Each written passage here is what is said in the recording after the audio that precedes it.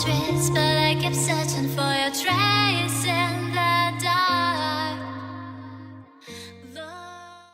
Sebelum teman-teman semuanya mulai video ini, aku minta buat teman-teman semuanya subscribe dulu ya channelnya. Klik tombol di bawah yang berwarna merah yang bacanya subscribe atau berlangganan, karena subscribe itu gratis, nggak ada ruginya.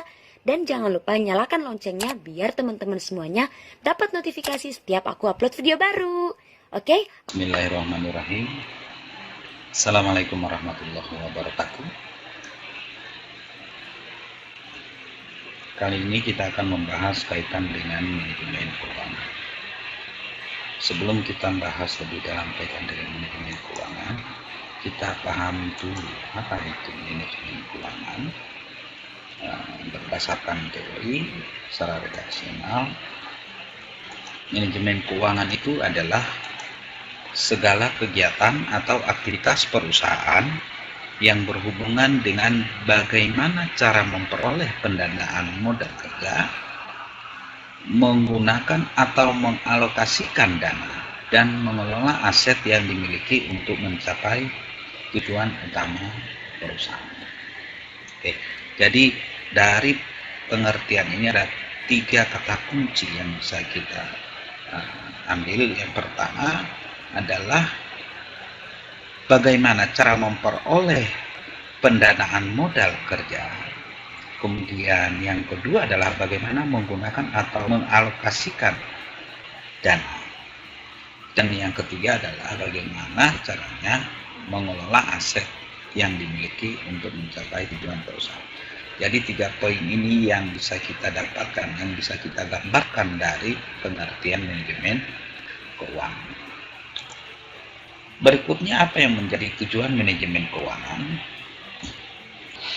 Apa yang menjadi tujuan manajemen keuangan? Yang pertama adalah memaksimalkan keuntungan. Seorang manajer keuangan tentu tidak bisa menjamin keuntungan dalam jangka waktu yang panjang. Kenapa? Karena dalam proses bisnis itu pasti ada ketidakpastian bisnis. Tetapi perusahaan bisa mendapat keuntungan yang maksimal bahkan dalam jangka waktu yang panjang apabila manajer keuangan mampu mengambil satu keputusan keuangan yang tepat serta mampu menggunakan keuangan perusahaan dengan baik. Ya. Itu yang pertama. Kemudian yang kedua adalah menjaga arus kas.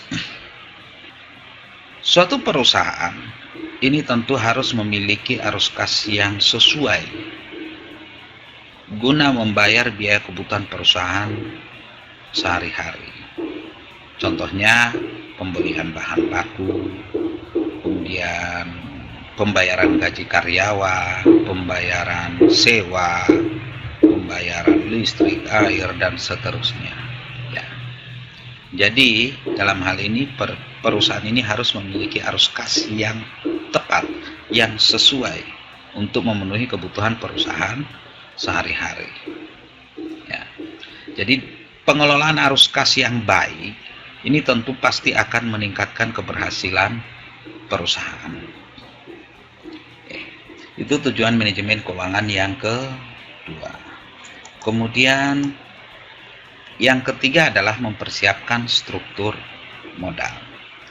Seorang manajer, dalam hal ini manajer keuangan, ini harus dapat memutuskan, harus dapat menetapkan rasio antara pembiayaan yang dimiliki dan keuangan yang dipinjam. Tujuannya apa? Tujuannya sudah pasti agar dapat seimbang. Kemudian tujuan manajemen keuangan berikutnya adalah pemanfaatan keuangan yang tepat. Oke, dalam hal ini manajer keuangan ini harus bisa memanfaatkan keuangan secara optimal. Ya. Dan perusahaan juga tidak boleh berinvestasi, khususnya investasi keuangan, dalam proyek-proyek yang tidak memberikan keuntungan bagi perusahaan. Ya. Jadi manajer keuangan ini harus benar-benar tepat di dalam memilih proyek, sehingga keuangan ini bisa benar-benar dimanfaatkan. Jangan sampai salah di dalam memilih proyek. Jangan sampai proyek yang dipilih ini tidak bisa memberikan keuntungan bagi perusahaan. Tujuan berikutnya adalah memaksimalkan kekayaan. Jadi dalam hal ini seorang manajer keuangan ini harus bisa mencoba agar memberikan dividen yang maksimal kepada pemegang saham. Dan juga berupaya dalam meningkatkan nilai pasar saham. Sebab nilai pasar saham secara langsung pasti akan berkaitan dengan kinerja keuangan. Ini akan bisa memberikan gambaran bagaimana kinerja perusahaan. Ini akan tergambar di dalam naik turunnya nilai pasar saham. Oke, kemudian berikutnya adalah meningkatkan efisiensi. Kalau bicara masalah efisiensi dalam sebuah perusahaan, tentu manajemen keuangan ini harus bisa meningkatkan efisiensi. Tidak hanya satu departemen saja, tetapi untuk semua departemen perusahaan. Distribusi keuangan yang tepat dalam semua aspek ini akan bisa meningkatkan efisiensi seluruh perusahaan. Berikutnya kaitan dengan tujuan manajemen keuangan, yaitu adalah kelangsungan hidup perusahaan. Perusahaan ini tentu berjalan dan harus bisa bertahan hidup dalam dunia bisnis yang penuh kompetitif. Kalau kita lihat sekarang ini, luar biasa kompetitifnya dunia bisnis yang dihadapi oleh setiap perusahaan. Nah, di sini manajer keuangan ini harus bisa berhati-hati dalam membuat keputusan keuangan. Sebab salah di dalam mengambil keputusan ini pasti akan berakibat fatal. Bisa jadi perusahaan bangkrut ataupun merugi. Berikutnya adalah mengurangi resiko operasional. Manajemen keuangan ini harus bisa mengurangi resiko operasional.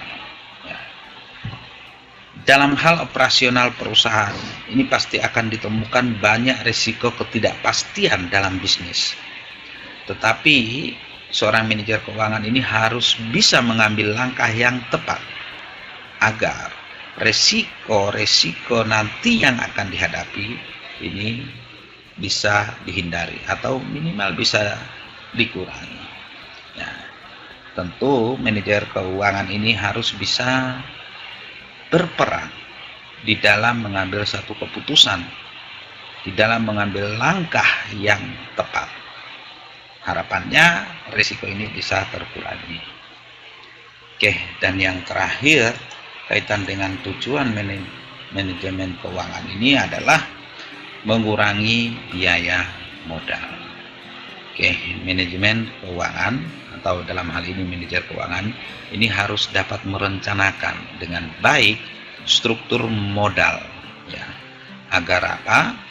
Agar biaya modal ini dapat diminimalkan. Oke. Itulah gambaran kaitan dengan tujuan manajemen keuangan. Bagaimana ruang lingkup manajemen keuangan? Ruang lingkup manajemen keuangan ini yang pertama adalah keputusan pendanaan. Apa itu keputusan pendanaan? Keputusan pendanaan ini meliputi kebijakan perusahaan dalam mencari dana. Misalnya kebijakan menerbitkan sejumlah obligasi atau kebijakan hutang jangka pendek dan jangka panjang yang bersumber dari internal maupun eksternal perusahaan. Itu yang pertama. Kemudian yang kedua adalah keputusan investasi. Maksudnya apa? Jadi dalam hal ini keputusan investasi, kebijakan penanaman modal perusahaan pada aktiva tetap. Ya. Contohnya, misalnya kalau kita pahami kalau perusahaan itu pasti akan berinvestasi pada gedung, kemudian tanah, peralatan, ataupun mesin yang digunakan untuk produksi. Atau aktiva finansial berupa surat-surat berharga, misalnya saham, obligasi, ataupun aktivitas untuk menginvestasikan dana pada berbagai aktiva. Nah, ini kaitan dengan keputusan investasi. Dan yang terakhir kaitan dengan ruang lingkup manajemen keuangan adalah keputusan pengelolaan aset. Manajer keuangan ini harus mampu mengalokasikan dana sesuai dengan jangka waktu aset yang dimiliki. Misalnya, aktiva lancar akan didanai dari hutang lancar yang jangka waktunya lebih panjang dari usia aktiva lancar. Jadi, kebijakan pengelolaan aset yang dimiliki secara efisien ini gunanya untuk mencapai tujuan perusahaan. Oke, itu gambaran kaitan dengan ruang lingkup manajemen keuangan. Berikutnya yang kita bahas adalah fungsi manajemen keuangan. Fungsi manajemen keuangan yang pertama itu adalah perencanaan keuangan. Oke.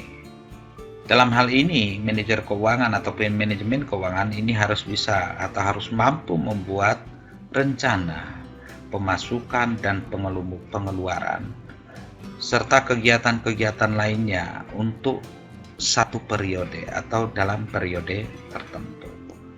Itu yang pertama. Fungsi yang kedua adalah penganggaran. Penganggaran keuangan ini merupakan tindak lanjut dari perencanaan. Setelah direncanakan, kemudian kita melakukan penganggaran. Ya. Jadi penganggaran ini merupakan tindak lanjut dari perencanaan keuangan dengan membuat detail pengeluaran dan pemasukan. Jadi pada saat kita membuat penganggaran ini, kita sudah membuat secara rinci, secara detail bagaimana pengeluaran perusahaan, bagaimana pemasukan perusahaan. Kemudian fungsi yang ketiga adalah pengelolaan keuangan atau mengelola keuangan. Dalam hal ini perusahaan ini harus benar-benar maksimal di dalam menggunakan dana. Ya. Jadi penggunaan dana perusahaan yang maksimal ini dilakukan dengan berbagai macam cara. Tentu semua yang dilakukan ini adalah untuk bisa mencapai tujuan perusahaan. Kemudian fungsi berikutnya adalah pencarian keuangan.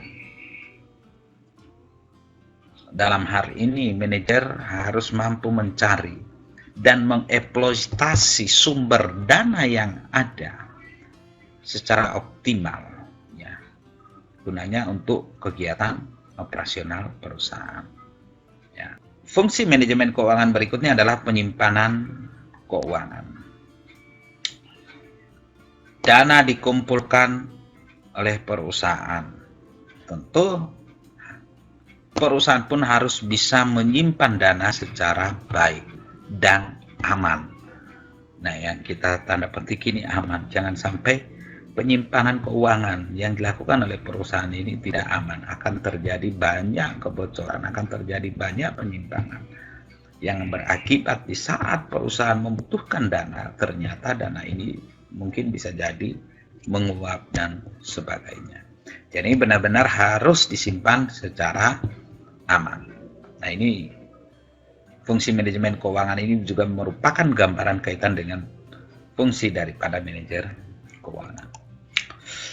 Kemudian berikutnya adalah pengendalian keuangan. Pengendalian keuangan ini dalam hal ini perusahaan melakukan evaluasi ya terhadap aktivitas keuangan yang ada. Bahkan bisa jadi melakukan perbaikan atas keuangan, termasuk di dalamnya adalah sistem keuangan yang ada di perusahaan. Ya, ini bagian dari aktivitas pengendalian. Sistem yang sudah dibangun, ini bisa jadi akan ada perubahan karena perkembangan zaman, karena ada perkembangan daripada perusahaan itu. Jangan sampai sistem tetap kemudian permasalahan yang muncul semakin kompleks, pengembangan perusahaan yang semakin meningkat, yang akan berakibat keuangan sulit untuk dikendalikan karena sistem yang tidak tepat. Yang terakhir, pemeriksaan keuangan. Jadi pemeriksaan keuangan ini dilakukan oleh internal. Ya. Tujuannya apa? Ini tujuannya adalah agar tidak terjadi penyimpangan. Ya, tentu aktivitas keuangan ini sangat beresiko dari penyimpangan-penyimpangan. Ya, sehingga perlu dilakukan audit internal atas keuangan perusahaan yang bertujuan agar tidak terjadi penyimpangan keuangan. Oke,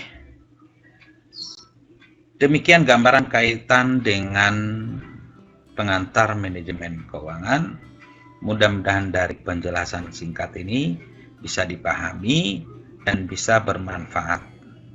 Nanti kita akan ketemu di materi-materi berikutnya. Saya akhiri. Assalamualaikum warahmatullahi wabarakatuh.